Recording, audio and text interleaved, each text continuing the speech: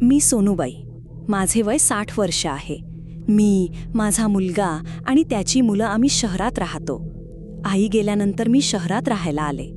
शहरातच माझ्या मामाच्या घरी शिक्षण घेतलं आणि आज मी एक लेखिका आहे. ही कथा 1990च्या काळी घडलेली आहे. माणगावच्या एका छोट्याशा गावात माझं जुनाट घर होतं. घराच्या मागे दूरवर पसरलेलं जंगल, घराच्या आजूबाजूला विरळ वस्ती. रात्री गावातलं कुत्रं भुंकतानाही अगदी स्पष्ट ऐकू यायचं. गावातले लोक आमच्या घराबद्दल नेहमी कुजबूज करत. एक दिवस मी गावातून जात होते तेव्हा बाजूला 2 मुली बोलताना मला ऐकू आल्या. त्या सोनूबाईंच्या घरात चेटूक आहे. चेटूक, एक छोटंसं भयानक भूत. म्हणे त्या भूताला बांधून लोक आपल्या स्वार्थासाठी वापरायचे. मी हेही ऐकलं होतं की आमच्या घरात सुद्धा चेटूक बांधलेला आहे.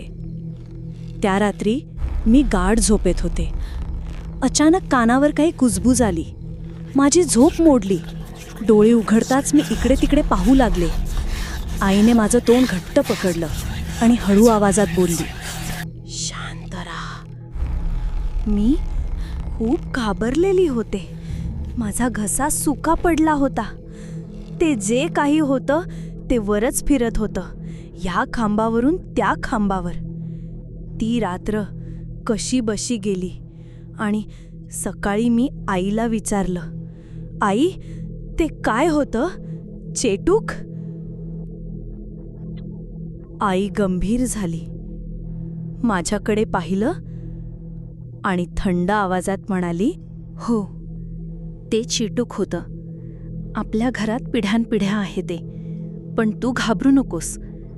ते फक्त अमावस्येला फिरतं. हे घे तावीज, कधीच काढू नकोस. आणि लक्षात ठेव, कधीच माळ्यावर जाऊ नकोस. मी आईला होकार दिला आणि कामं करू लागले. पण अचानक मला 10 वर्षांपूर्वीची घटना आठवली. आमच्या घरापासून 4-5 घरं सोडून माधवी काकू राहत होत्या. गावात कुजबूज होती. त्यांच्या घरीही चेटूक होतं आणि एके रात्री ते चेटूक त्यांच्या ताब्यातून सुटलं. दुसऱ्या दिवशी सकाळी गावकरी त्यांच्या घरी गेले आणि त्यांनी पाहिलं, कोपऱ्यात माधवी काकूंचं खाल्लेलं शरीर, मांस सोलल्यासारखं, हाडं उघडी पडलेली आणि सगळ्यात भयानक, त्यांचा 10 वर्षांचा मुलगा गायब होता आणि तो कधीच परत दिसला नाही.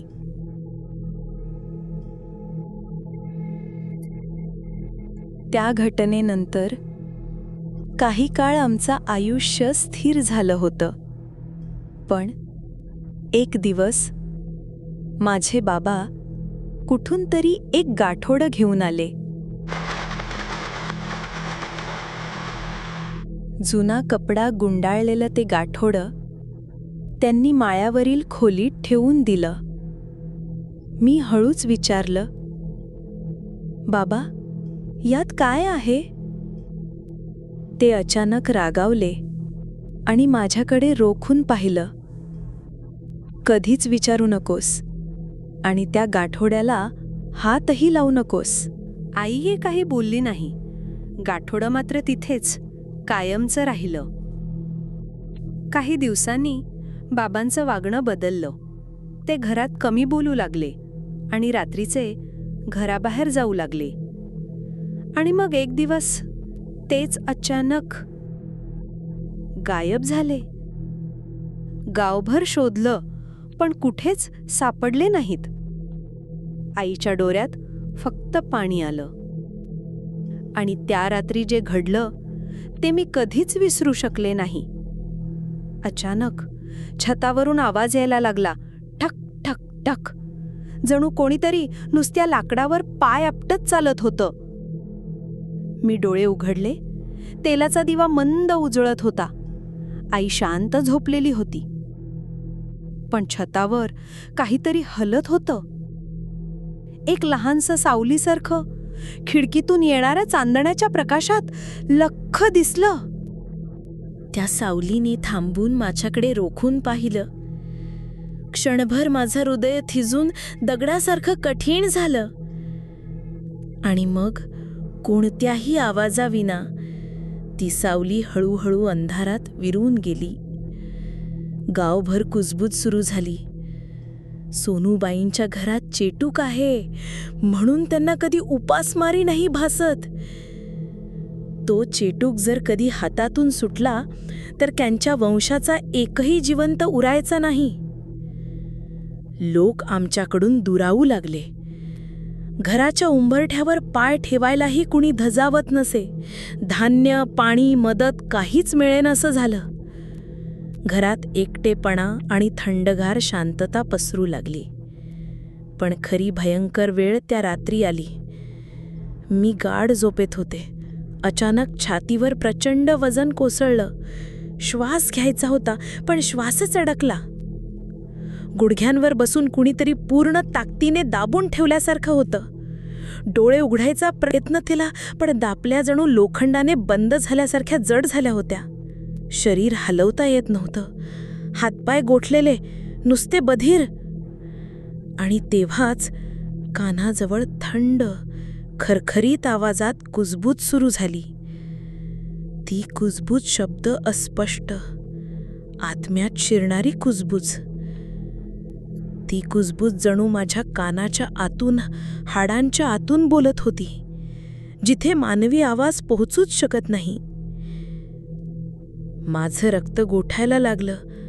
अंगावर काटा फुटला. मी झगडले, किंचाळायचा प्रयत्न केला पण आवाज गळ्यातच अडकला.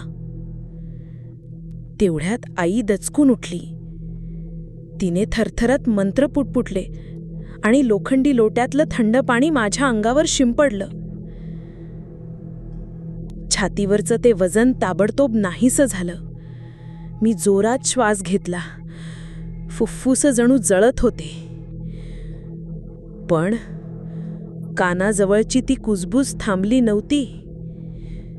ती आता सगळ्या खोलीवर घुमू लागली. भिंतींवर, छतावर, उंबरठ्यावर. आणि त्या कुजबुजेतून एकच अर्थ स्पष्ट जाणवला. तुम्ही वचन मोडलंय. आता प्रत्येक श्वासाची किंमत द्यावी लागेल. मी खूप घाबरले होते. तो माझा रक्षक आहे की राक्षस हे मला काही केल्या समजत नव्हतं. काही दिवसांनी आईने मला कबूल केलं. हा चेटूक तुझ्या पणजीच्या काळापासून आपल्या घरात आहे. तो आपल्याला श्रीमंती देतो, पण त्याची काळजी घ्यावी लागते. जर तो दुसऱ्यांच्या ताब्यात गेला तर आपलं वंश नाहीसं होईल. ते ऐकून माझ्या अंगावर काटा आला. आईचा आवाज थरथरत होता, पण तिच्या डोळ्यात एक विचित्र चमक होती. त्या रात्रीनंतर घर बदललं. दर संध्याकाळी सूर्य मावळताच घरभर सावल्या फिरू लागल्या. भिंतींवर कुणीतरी नखांनी खरवडलंय असा आवाज. छतावर कुणीतरी धावतंय, उड्या मारतंय. आणि खिडकीबाहेर जणू कुणीतरी बसून जड श्वास घेतंय.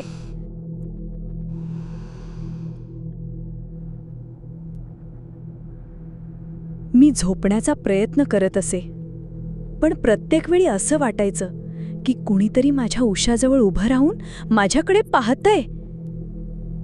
एकदा तर मी प्रत्यक्ष पाहिलं. आई स्वयंपाकघरात उभी होती. चुलीपाशी भाकरी उलटत होती, पण तिच्या मागे एक लहानशा मुलासारखी सावली उभी होती.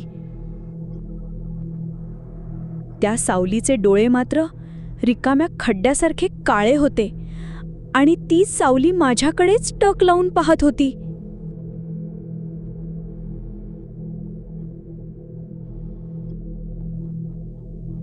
मी घाबरून किंचाळले. आई दचकून मागे वळली, पण तिथे काहीच नव्हतं. फक्त थंड वाऱ्याची झुळूक आणि काळोख. पण माझ्या नजरेसमोर त्या सावलीचे रिकामे डोळे अजूनही तरंगत होते. काळोखात थांबून बघत. एके दिवशी आई अचानक आजारी पडली. ती खूप अशक्त दिसू लागली. डोळे खोल गेले होते आणि अंगावर निळसर काळसर डाग उठले होते. त्या रात्री तिने मला जवळ घेतलं. तिच्या डोळ्यात एक अवर्णनीय भीती होती.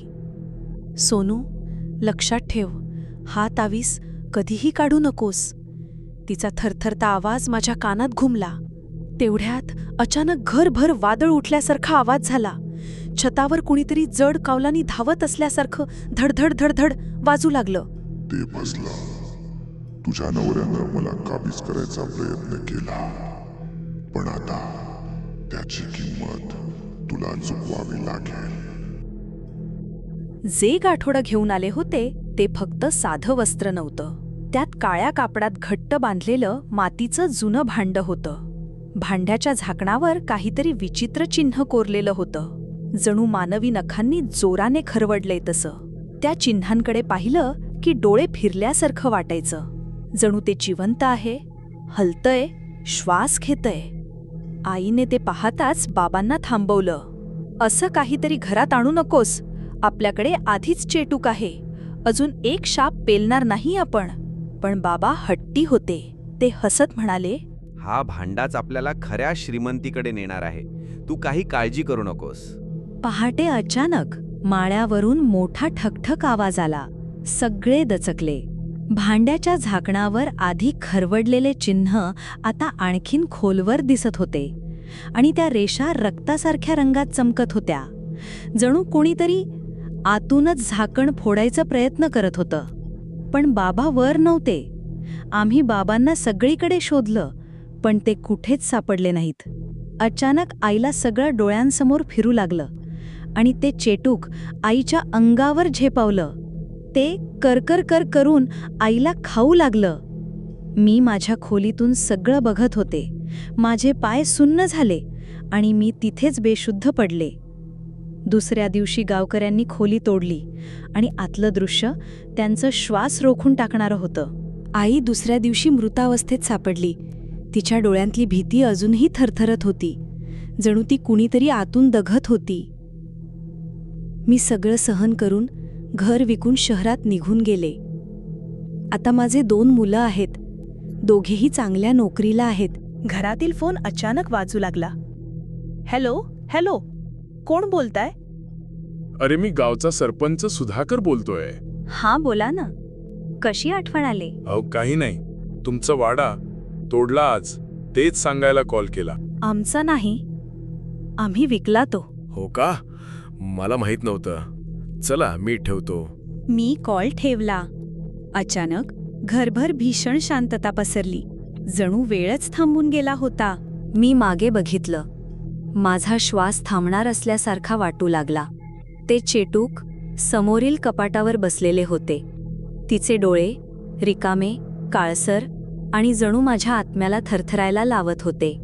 क्षणभर काहीही बोलता आले नाही. घरात पूर्ण शांतता पसरली. मी जागेवर स्तब्ध उभी राहिले आणि अचानक घरभर हसण्याचा आवाज पसरू लागला.